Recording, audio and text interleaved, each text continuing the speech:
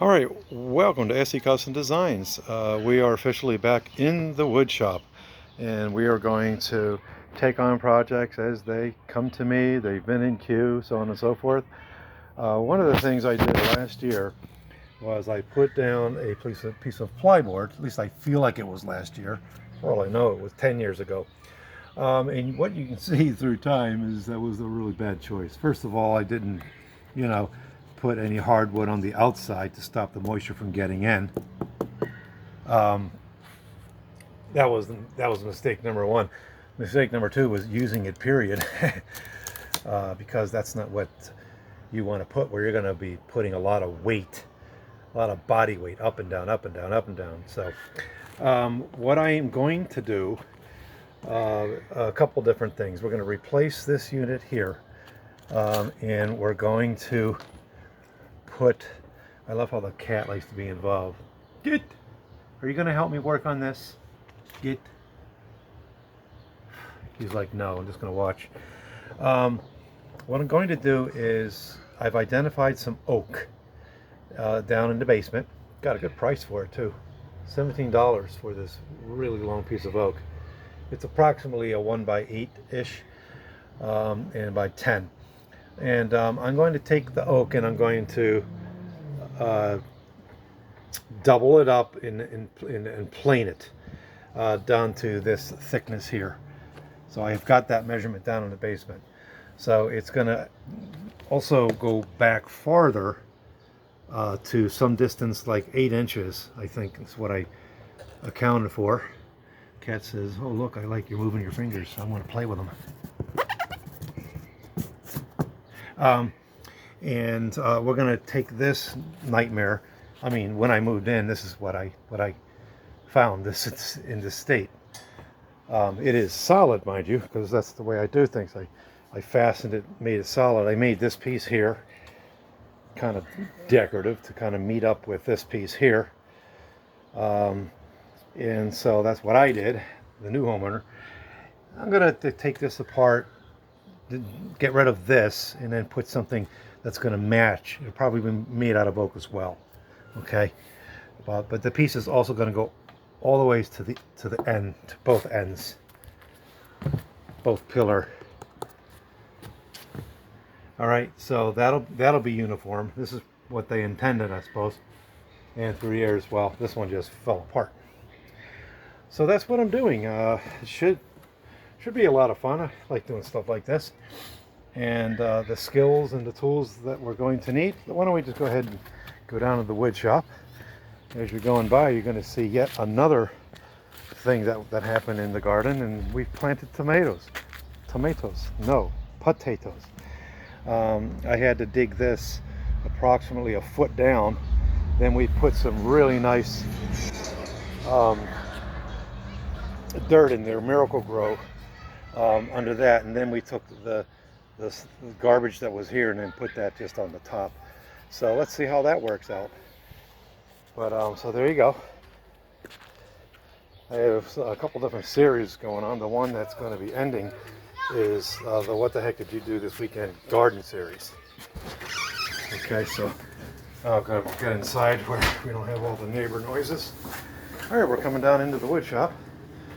Those of you who have never been in my wood shop, welcome.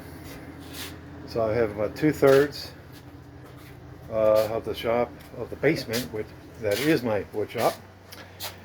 So there you go. That first switch I flipped, by the way, it may look like there's a lot of light in here, but that's what it is. I also have these windows that I made because they were all in horrible condition, like this one that's behind the sheetrock. You can't even see it. It was just a mess. All right, so those are the things that we do. So here is this piece of oak that I identified.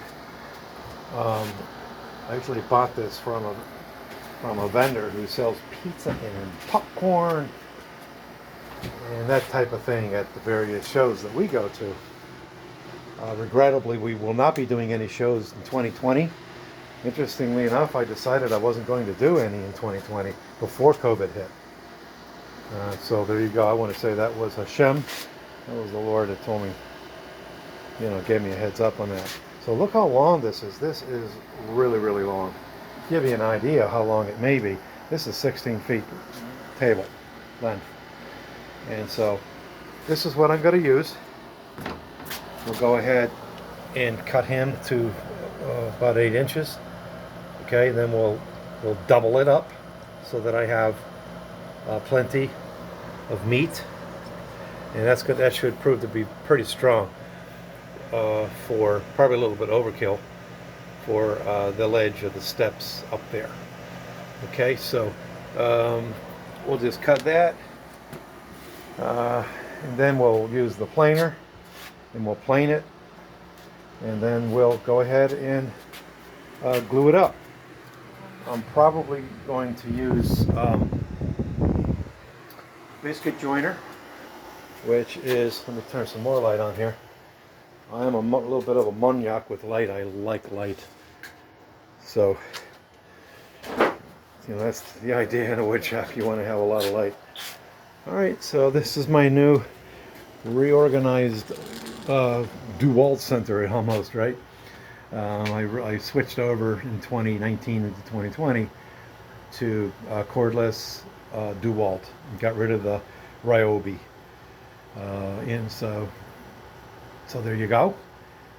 Still have some tools that the biscuit joiner. He's DeWalt, but not cordless. Haven't even looked to see if they have that. But most things, slowly but surely, are being replaced by cordless. It's a lot of fun. So we'll go ahead and we'll use the biscuit joiner just because I can. You could use a doweling jig, or you could not put anything between the boards, but I want something to go in there. And then, well, a lot of clamps. Make sure that that's clamped down nice. All right, and so that's basically the dealio there. We're going to want to make the edge a nosing, right? So it's going to kind of look like this, like a round over. It's what they call a nosing. That's on the edge of steps, so that when you're walking up the steps, you're not going to trip up on an edge. Can imagine what a bad idea that would be, right? So this is the stack of wood that I said, hey, here's a challenge. Find some wood somewhere and make something out of it. Otherwise, whatever you find had to be deemed for the garbage or just sitting around your shop for a long, long time. And so my wife wants me to make a spice rack that would live outside. So I don't have a design for it yet. I'm also thinking about making chairs out of it, but we'll see what we actually do. All right, so thanks for coming into the shop. Boy, let me tell you what, I really missed, let me turn you around here. I really missed being in the shop, but I don't know if it's my age of 57 where all of a sudden I decided I really like to be outside. Mind you, the older I get, I like being outside. I hate winters in the Northeast. They're dark and they're cold. So that's not meant for humans. Unless that's what you like. I don't like that. So I'm finally back in the wood shop. And so we are in June, approximately June 16th-ish. And we're back in the wood shop. Pretty much done outside. The grass was the last thing. We'll do little things here and there, but we're done. And we'll just go out there and video from time to time and show you what it looks like. So thanks for coming into the shop, and let's have fun. Another thing I'm going to be doing is I did an episode on the Helix cutter head for the DeWalt unit. Most units for many years just came out with the 2 knives or 3 knives. This has the 3 knives. We know how vulnerable those are versus having 4 edges. These are carbide tips, and just the whole design is just is phenomenal, So we're going to be doing a video on getting that guy into here. Yeah, it's a lot of work. but I promise to make it as smooth as possible and as quick as possible. I may have to cut it into several segments. That being said, I had to go out and buy, didn't have to, I did. Gave me an excuse to buy this set here of tools, which you can see they have the curved edges to them, which are going to help you to pull snap rings out and not have the snap rings snap somewhere into your wood shop and you'll never find it again. So we went ahead and bought that whole set. And I also got this here, which is specifically for getting out lock rings. Okay, so between the two, getting the springs out of there in a controlled fashion and the lock rings, this is really what you need for the most part to get. And you know, this tool here comes with this unit here, and it's going to fit some of the screws there, but essentially it's for fitting into here. So, so one of the gotchas, you know, if you already bought it and it's kind of too late, you'll know that this is not something you just go buy willy-nilly. That costs as much as the planer. So, you know, when I first bought this, I saw that, I'm like, I don't think so. So, yeah, you know, and I'm only a weekend warrior, so it's not like I really need it. But at my age, I figure I don't want to fuss around, especially when you know something's going to work better, right? You just want to go ahead and work more efficiently. So we'll do an episode on that. Look up episode 1, where we talk all about what you're going to need, and we go through the whole box. Okay. So there's a couple different companies out there that make this type of cutter head. So that's in our near future. Another thing in our near future is going to be taking these blocks down here. Oops, I think I dropped one of my speakers. These are going to be bandsaw boxes for my wife's sewing table, and bandsaw boxes are made on the bandsaw. All right, I'll let Mr. Snodgrass see this. He'll be angry at me. He tells you how to wind those things up with 2 or 3 swivels of the hand, and you're supposed to hang them up on the wall, but that's where they ended up. So that's in the near future, making those. So look forward to watching me make those. I've got plenty of videos on making others, and very interesting bandsaw boxes that are otherwise real fascinating to look at and a lot of fun to make, because there's nothing like taking some boring plan, making whatever, but just taking a piece of wood. For example, my new neighbor gave me all of these blocks of wood. So they make pallets, very expensive pallets that are $2,000 to $5,000 for companies. And one day he just asked me, "Hey, do you want these?" I'm like, yeah. So I have no idea what I'm going to be making out of these guys. Some of them you can see are falling apart and ripping, whatever, just falling apart, cracking apart. That's what they do. So technically I could glue that up, clamp it back, and it'll be way stronger than what it was, that's for sure. But that's going to be fun, just making whatever from those. I think, yeah, and the last thing we were doing, the last video I made-ish, was doing a reorg. So if you look around, it may look like a mess, but it was a bigger mess before. So I started to compile things together again. And again, this is 16 feet of table, my friends, which is all got stuff all over the place. So I just want to go to the second level of reorg. And if you know that you got to be in the mood for it, the right mode, right? Like, so some days I'll come down to do this or that, and I'll clean, because that's just the way I feel like doing. So when you have smaller shops, it's even if you have a big shop, it's easy just to not clean up. you know, if you don't grow up with that kind of discipline. So there you go. This was a recent purchase. I bought a Johnson level that is, I don't know how long it is, like 70 some inches. And I got it because I need to lay that, something like that, on the jointer. This is a 6-inch jointer, and to align and even up the infeed table with the outfeed table over there. And so that was like basically even really I pulled the trigger to get it for this, but there's other things that you can use really long levels for, that are important in processes.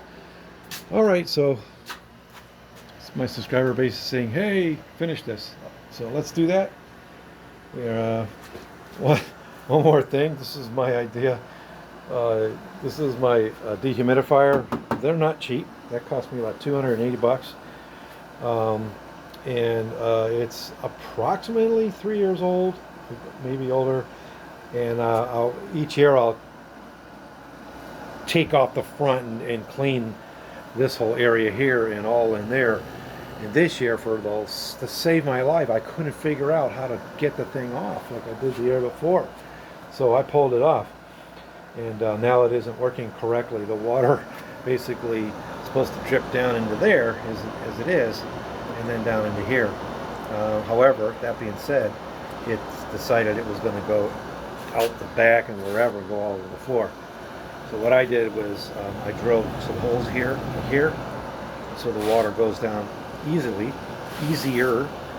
Then it's in the cooler, because if it does decide it's going to leak on me, it's going to go into the cooler, and I'll have plenty of time to catch that. So this guy will fill up in approximately a day or less, and I highly recommend you have humidity monitors in your wood shop. Very important to know for such reasons as this over here, you know. So in the wintertime, you got to put humidity in your shop. Summertime, you got to take it out of your shop. So this here is telling me that we're at 50%. It says okay right there in the middle. So that's an okay humidity. Higher humidity up in the 60s, 68. I've had it as high as 68, maybe 70, I don't remember. And then of course you have the temperature, which it's not 66 degrees, I can tell you that. Oh look, the humidity just went up to 3% since I'm moving it around the shop. Isn't that interesting? As I think it did. Let's see here. So that's that. You just want to have that around the shop, and I don't recommend you do that because it'll fall off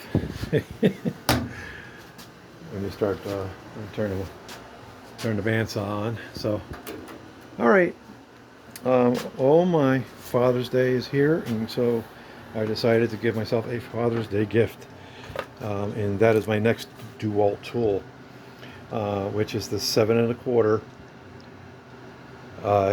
saw here, circular saw, and it has the brake. These newer the cordless units tend to have brakes on them. Well, the older ones didn't.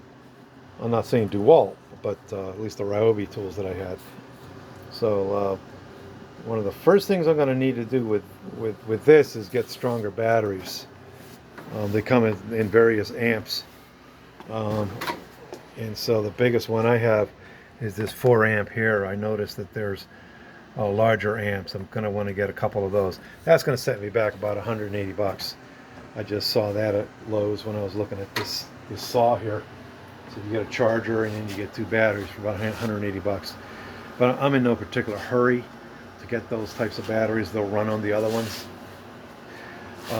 And so we'll be doing an unboxing with that unit. All right, thanks for stopping by the wood shop. How much of your time did I take? 19 minutes. So, and you know, this is what it's like. You take a long break. The last thing I did in my wood shop was the super awesome coffee table. Look, that episode from day one, picking out the material to finishing it. It's all in a series called the super awesome coffee table or something like this. So look that episode up. That was a real fun project.